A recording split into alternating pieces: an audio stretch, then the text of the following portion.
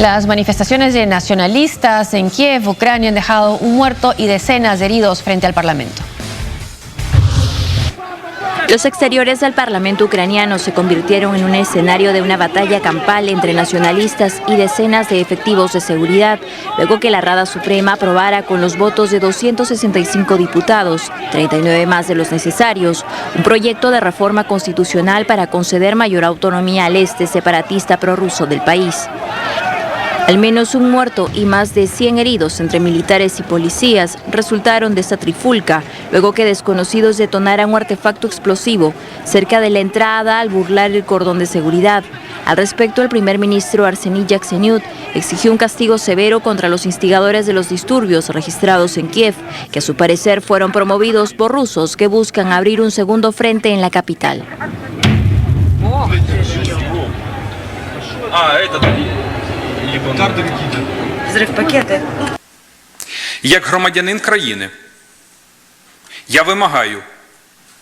En consonancia con el artículo 348 del Código Penal, como un ciudadano del país, exijo cadena perpetua para el individuo que lanzó una granada y por el que murió un guardia nacional, un recluta. En esa línea hizo un llamado a todas las fuerzas políticas a censurar este crimen. Asimismo, solicitó la creación de un grupo de investigación conformado por el Ministerio del Interior, el Servicio de Seguridad y la Fiscalía para dar con los responsables directos.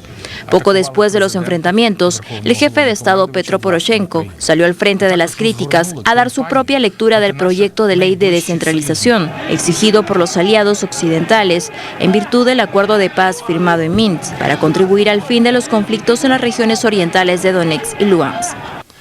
¿Qué pasaría si la Rada Suprema no votara por enmiendas constitucionales? El destino de una coalición internacional pro-ucraniana se socavaría significativamente. Hoy Ucrania ha confirmado su reputación como socio confiable y ha fortalecido la imagen de país que cumple sus compromisos en contraste con Rusia. Si Moscú no reconsidera su posición, las sanciones individuales contra los implicados en la anexión de Crimea y la ocupación en Donbass se extenderá hasta otoño. Poroshenko ha dado órdenes para capturar a los responsables políticos, que serían gente de los partidos Esvobova y del sector de derecha, quienes critican la medida aprobada en la Rada como una oportunidad única para legalizar el control de los rebeldes del este, que contarían con el respaldo de Moscú. Esta es una primera votación en el Parlamento ucraniano y además una decisión que tienen que tomar como parte del acuerdo de Minsk, que puso fin a la violencia que estuvimos viendo de los últimos tiempos en ese país. Ahora, ¿quiénes son los que se manifiestan? No son prorrusos, sino más bien están en contra de darle más independencia a esas zonas. A las zonas de mayoría rusa o rusófona del este de Ucrania, efectivamente.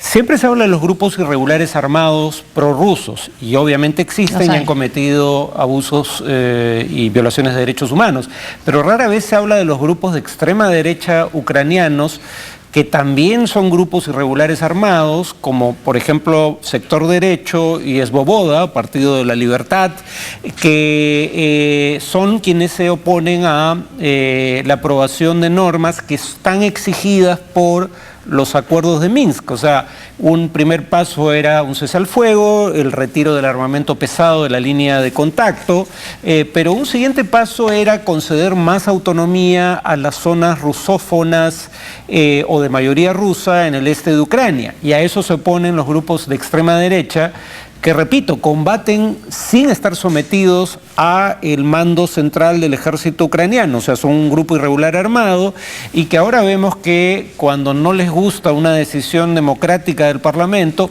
que es necesaria para cumplir con acuerdos internacionales, están dispuestos a usar la violencia. Ahora, ¿y Rusia está cumpliendo con su parte, es decir, quitar armamentos de la zona donde no deberían estar, en la zona ucraniana? Ninguna de las dos partes parece estar cumpliendo, en honor a la verdad. Pero, digamos, la Organización de Seguridad y Cooperación en Europa, que es un poco la que ha monitoreado hasta ahora el cumplimiento de los acuerdos, si bien constata que hay incumplimiento por ambas partes, también suele indicar que la mayor parte de los incumplimientos son de los grupos prorrusos. Vamos a otro tema. El Estado Islámico destruyó parte del templo de Bel en Palmira, mientras que en Irak los terroristas quemaron vivos a 4 soldados chiitas en venganza por la muerte de 4 sunitas. Los territorios ocupados del Estado Islámico ahora utilizarán estas monedas, según anunció la organización terrorista con un video propagandístico. Son 3 tipos: dinar de oro, dirham de plata y fulús de cobre, cada una con valores diferentes. La aspiración de los yihadistas es dar un golpe al dólar estadounidense y desestabilizar el sistema financiero. Por ello anunciaron que a partir de ahora venderán el petróleo por dinares de oro. Según la prensa internacional, un dinar de oro equivaldría a $139 o 455 soles, de acuerdo con el tipo de cambio del 31 de agosto.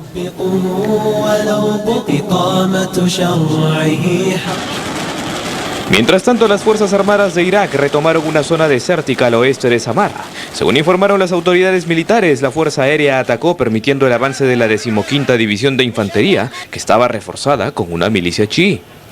Pero los terroristas han continuado con su venganza y divulgaron un video al que corresponden estas imágenes. La grabación muestra cómo queman vivos a 4 militares chiíes en represalia por la muerte de 4 supuestos suníes. De otro lado, el Observatorio Sirio para los Derechos Humanos informó que los terroristas del Estado Islámico en la ciudad siria de Palmira destruyeron parte de uno de los templos más antiguos y representativos de este patrimonio de la humanidad.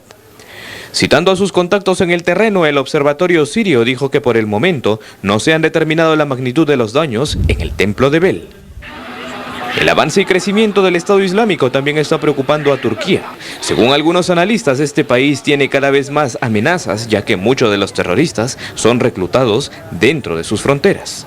De acuerdo con las estadísticas, hasta ahora hay 1.200 turcos que han ingresado en las filas del yihadismo. Y esto de tener una moneda que anuncia el Estado Islámico, este grupo terrorista, claro, iría de acuerdo con sus ambiciones de ser un Estado, pero en el momento en que se encuentran no tendrían que estar más dedicados a defender el territorio que han podido controlar. Claro, el reportaje habla de los avances y crecimiento del Estado Islámico, son 2 cosas distintas. Crecen en el sentido de que tienen tal vez más militantes, aunque eso mismo es discutible, pero en todo caso actúan en un territorio más amplio. Pero no hay avance en el sentido de que los territorios en donde han querido constituir un Estado, que están bajo su control, más bien se están reduciendo, muy lentamente, pero se están reduciendo. Y efectivamente, Bin Laden, que habitualmente se equivocaba en muchas cosas, en esto tuvo razón. No tiene sentido tratar de construir un Estado si no expulsas primero a las fuerzas occidentales de los territorios de mayoría musulmana, porque de otra manera lo único que haces es ofrecerles un blanco fijo para los bombardeos aéreos y no vas a tener cómo defenderte frente a ellos. En ese sentido, la advertencia de Bin Laden pesa, digamos, sobre el Estado Islámico, porque creo que el crear un Estado ha sido un error estratégico y tarde o temprano va a llevar a su derrota.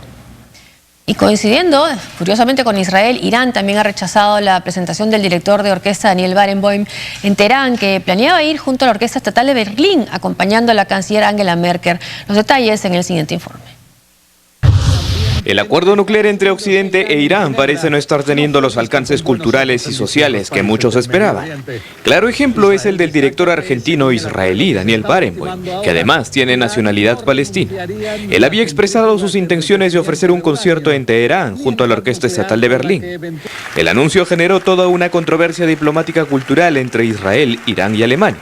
Luego de la noticia, la ministra de Cultura israelí Miri Regev, integrante del Likud, dijo que un proyecto así socava los esfuerzos de Israel contra el acuerdo nuclear. Sin embargo, tanto Barenboim como la Orquesta Estatal de Berlín manifestaron que tenían el respaldo del Ministerio de Exteriores de Alemania, país que busca restablecer sus relaciones con Irán. El despacho de Frank-Walter Steinmeier manifestó que apoya el compromiso de Barenboim para hacer la música accesible más allá de cualquier frontera, etnia y religión. Lo que tal vez no esperaba ni Alemania ni Israel, ni mucho menos Barenboim y la Orquesta Estatal de Berlín, es que este viernes portavoces del Ministerio de Cultura de Irán manifestaron que Teherán también se opone al concierto porque el director es de nacionalidad israelí. Vale recordar que Barenboim fundó junto al académico Edward Said la West Eastern Divan Orchestra, un elenco conformado por jóvenes músicos israelíes, árabes y palestinos, con la finalidad de difundir la música y reflexionar sobre la importancia de la cultura para el fomento de la paz. Aunque esta rara coincidencia entre Irán e Israel solo apunta a la censura y la discriminación.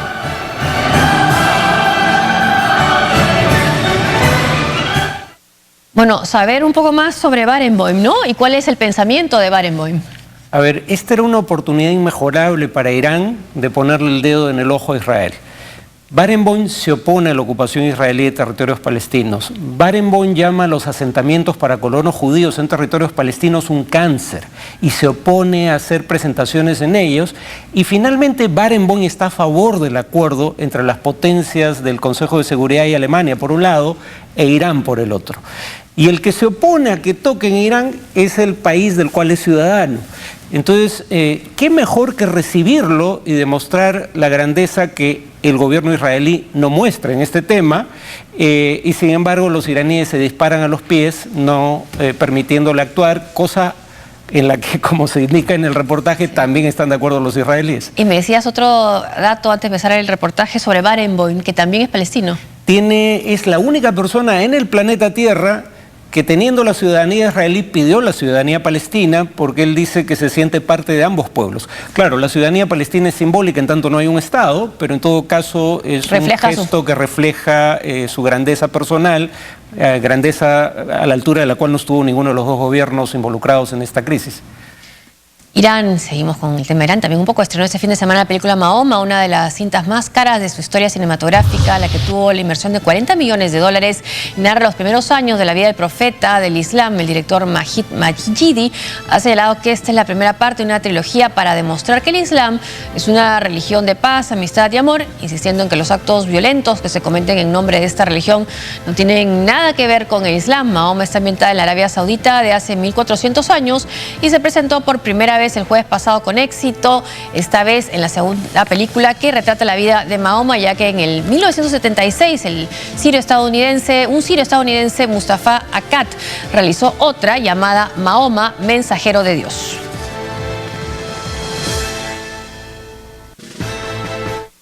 Arabia Saudita permitirá